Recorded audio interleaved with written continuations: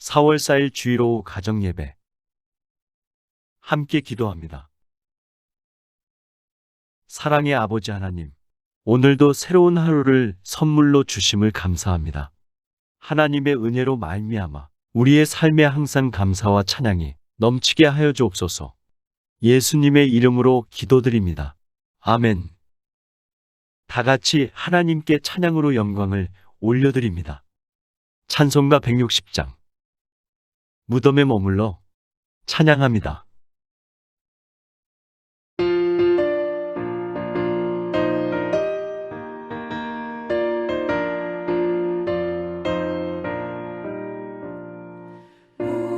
무덤에 머물러 예수 내 구주 새벽 기다렸네 예수 내 주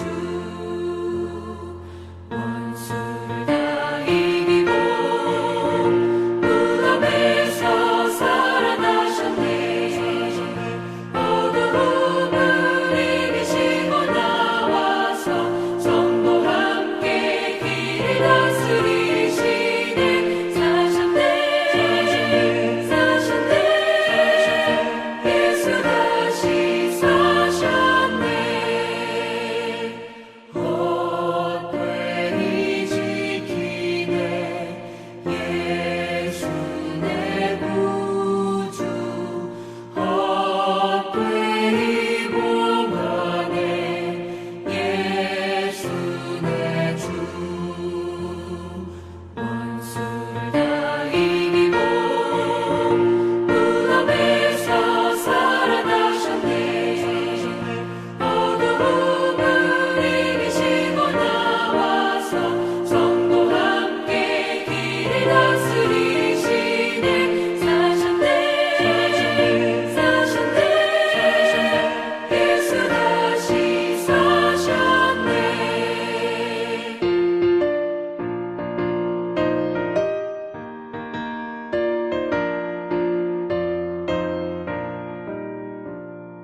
거기 못 가두네 예수 내 구주 우리를 살리네 예수 내 주 원수를 다 이기고 무덤에서 살아나셨네 어두움을 이기시고 나와서 성도 함께 길을 다스리시네 사셨네 사셨네 예수 다시 사셨네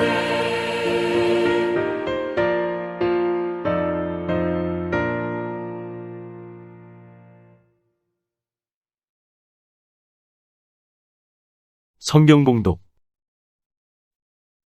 요한복음 20장 1절에서 18절 말씀입니다.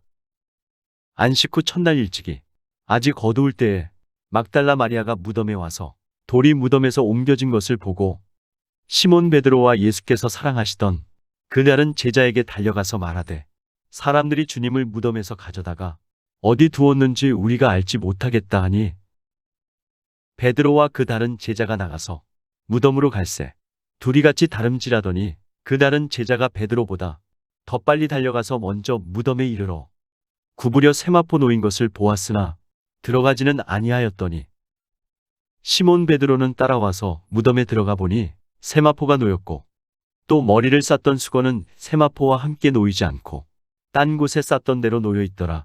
그때에야 무덤에 먼저 갔던 그 다른 제자도 들어가 보고 믿더라. 그들은 성경에 그가 죽은 자 가운데서 다시 살아나야 하리라 하신 말씀을 아직 알지 못하더라. 이에 두 제자가 자기들의 집으로 돌아가니라. 마리아는 무덤 밖에 서서 울고 있더니 울면서 구부려 무덤 안을 들여다보니 흰옷 입은 두 천사가 예수의 시체 뉘었던 곳에 하나는 머리편에 하나는 발편에 앉았더라. 천사들이 이르되 여자여 어찌하여 우느냐 이르되 사람들이 내 주님을 옮겨다가 어디 두었는지 내가 알지 못함이니이다. 이 말을 하고 뒤로 돌이켜 예수께서 서 계신 것을 보았으나 예수이신 줄은 알지 못하더라. 예수께서 이르시되 여자여 어찌하여 울며 누구를 찾느냐 하시니 마리아는 그가 동산지기인 줄 알고 이르되 주여 당신이 옮겼거든 어디 두었는지 내게 이르소서 그리하면 내가 가져가리이다. 예수께서 마리아야 하시거늘 마리아가 돌이켜 히브리 말로 라보니 하니 이는 선생님이라는 말이라. 예수께서 이르시되 나를 붙들지 말라. 내가 아직 아버지께로 올라가지 아니하였노라. 너는 내 형제들에게 가서 이르되 내가 내 아버지 곧 너희 아버지 내 하나님 곧 너희 하나님께로 올라간다 하라 하시니 막달라 마리아가 가서 제자들에게 내가 주를 보았다 하고 또 주께서 자기에게 이렇게 말씀하셨다 이르니라. 아멘. 함께 묵상. 마리아가 돌이 무덤에서 옮겨진 것을 제자들에게 전할 때에 그들의 반응은 어떠했습니까? 예수님이 돌아가시고 3일째 되는 날이었습니다. 아직 새벽이었지만 막달라 마리아는 예수님의 무덤에 찾아갔습니다. 그런데 평소처럼 무덤을 막고 있어야 할 돌이 옮겨져 있었습니다. 마리아는 깜짝 놀라 예수님의 제자들을 찾아가 이 사실을 전합니다. 그 소식을 들은 베드로와 다른 제자는 무덤으로 빨리 달려갔습니다.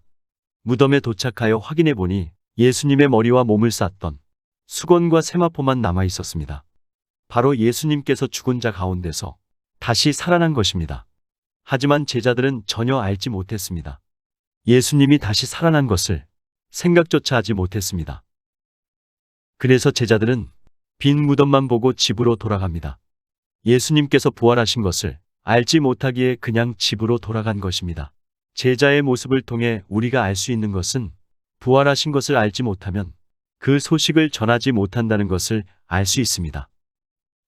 그리고 안다면 전할 수 있다는 것을 울며 무덤 앞에 있던 마리아를 통해 깨닫게 해줍니다. 하나님을 알고 예수 그리스도를 알고 부활의 기쁜 소식을 아는 자로서 전하는 삶을 살아가고 있는지 생각해 봅시다. 예수님께서 마리아에게 할 일을 주십니다. 그것이 무엇입니까?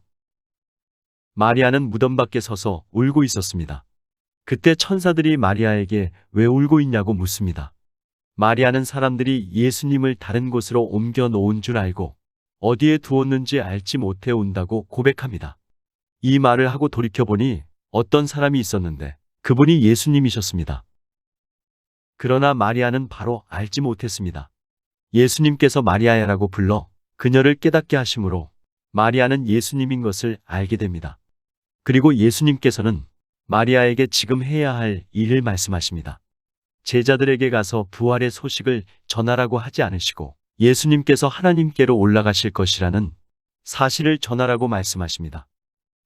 이렇게 하신 이유는 예수님께서 말씀하신 것처럼 자신이 하늘로부터 내려온 자이고 이제 하늘로 올라갈 자로서 참 하나님이시며 하나님의 아들이심을 제자들에게 전하기를 원하셨기 때문입니다.